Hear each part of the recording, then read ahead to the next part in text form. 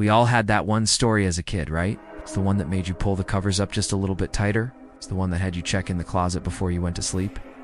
But for me, growing up in the massive, sprawling state of Texas, it was never just one story. It was a whole collection of local legends that felt terrifyingly real. These weren't just campfire tales. They were warnings, whispered by older cousins, passed down through generations, and tied to real places you could actually go visit. These were stories that did more than just keep me up at night. They made me genuinely afraid of the dark. From the mysterious black-eyed kids who could show up at your front door to the ghostly lady of White Rock Lake, these are the 5 stories I was absolutely convinced were true. And honestly, they still give me chills. Alright, kicking things off at number 5 is a legend so genuinely weird, it has stuck with me my entire life. The Donkey Lady of San Antonio. The first time I heard this, I was at a sleepover.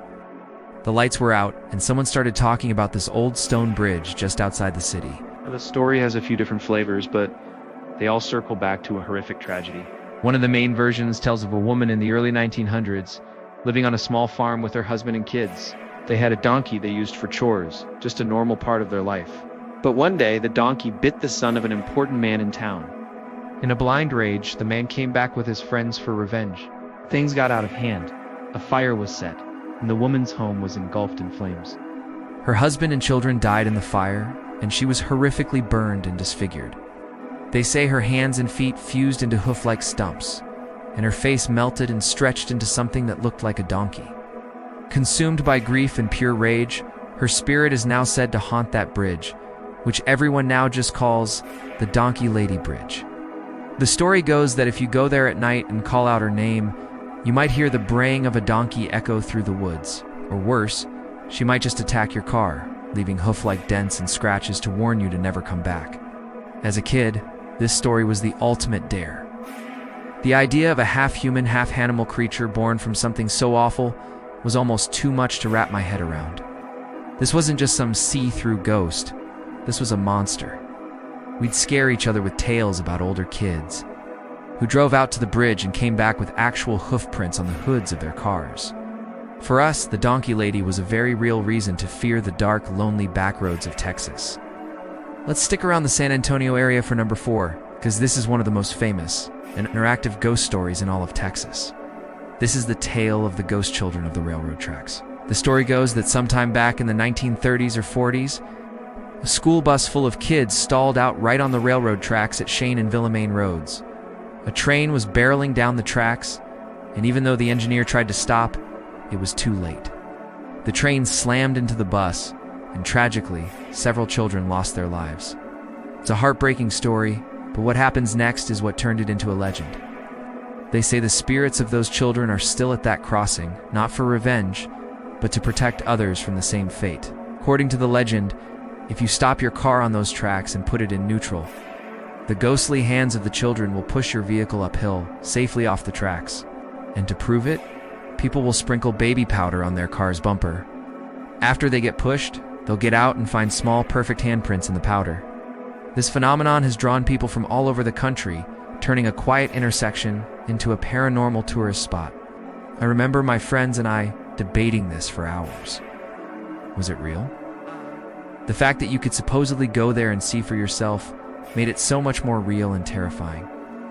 While historical records of an accident like that are shaky at best, the stories and first-hand accounts are so powerful, they've created their own reality.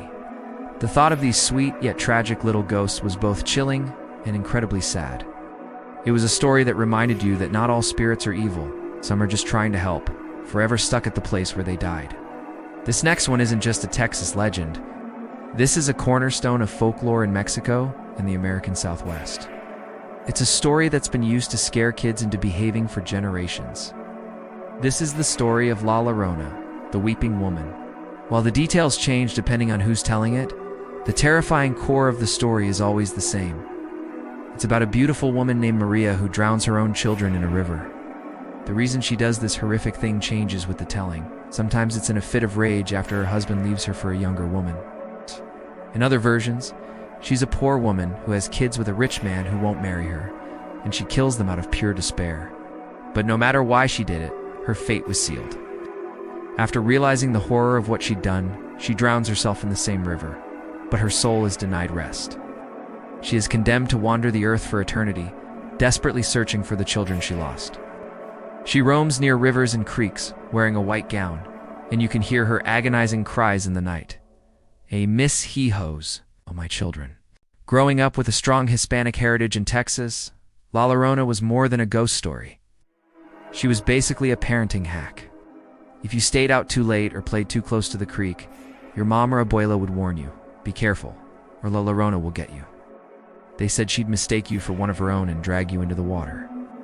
She was the boogeyman, but with a tragic, all-too-human backstory that made her even scarier. She wasn't just a monster. It was a mother lost to grief and madness, a warning about love, jealousy, and eternal regret.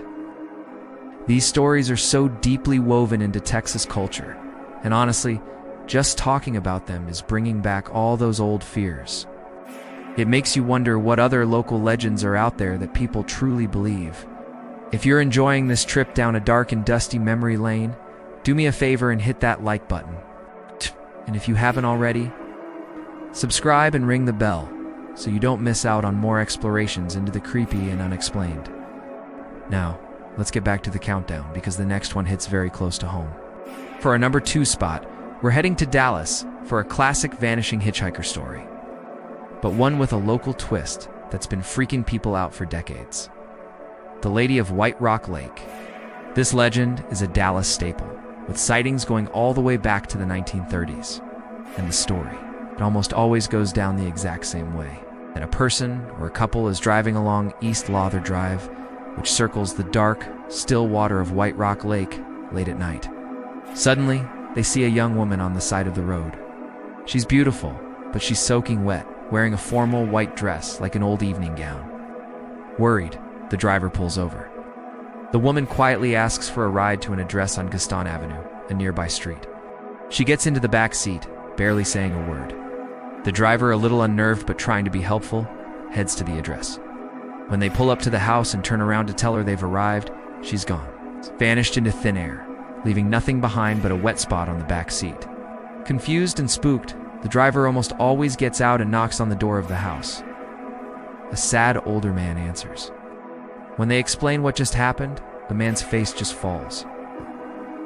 He tells them they're not the first people this has happened to. He explains that his daughter drowned in a boating accident in White Rock Lake years ago.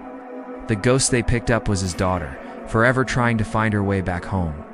I grew up hearing this story, and every time we had to drive near White Rock Lake at night, I would just stare out the window, half hoping, half dreading I'd see her standing there. It's such a sad story, a ghost trapped in a loop, just replaying her last moments. Of all the classic ghost types, the vanishing hitchhiker has always been one of the most unsettling to me, because it starts with you trying to be a good person. You stop to help someone, and in doing so, you step right into their tragedy. And now, for the number 1 legend. The one that, to this day, still unnerves me more than any other. This isn't some old tale from the 1930s. This is a modern legend. And it's so chilling because it doesn't happen on a lonely bridge or a dark lake. It happens on your doorstep. This is the legend of the Black-Eyed Kids. And the creepy thing is, this whole phenomenon really kicked off right here in Texas. The first big, widely reported encounter came from a journalist named Brian Bethel in Abilene. Back in 1996, he was sitting in his car in a parking lot at night when 2 young boys walked up to his window. They asked for a ride, and they spoke in this calm, weirdly articulate way. But as they talked, Bethel was hit with this sudden, overwhelming wave of pure primal fear. He couldn't figure out why he was so terrified until he really looked at them. Their eyes were completely black. No iris, no white, just solid, soulless black orbs. Then, they got more insistent. One of them said, "We can't come in unless you tell us it's okay. Let us in." In a blind panic, Bethel threw his car in reverse and sped away. When he looked back, they were just gone. Since his story went public, thousands of similar accounts have popped up. The pattern is almost always identical. They're children, usually between 6 and 16, with pale skin and those terrifying black eyes. They show up at your car or at your front door, usually at night. They ask to be let in. They need to use your phone. They need a ride. They need to get out of the cold. But every single person who meets them reports that same paralyzing, gut-wrenching fear and instinct, screaming that these things are not human and that letting them inside would be the last mistake you ever make.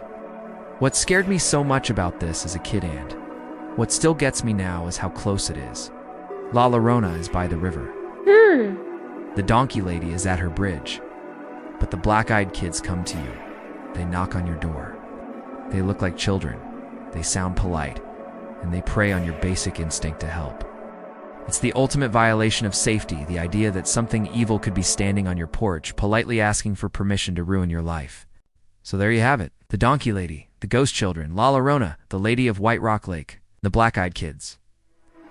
These were the stories that lived in the shadows of my childhood here in Texas.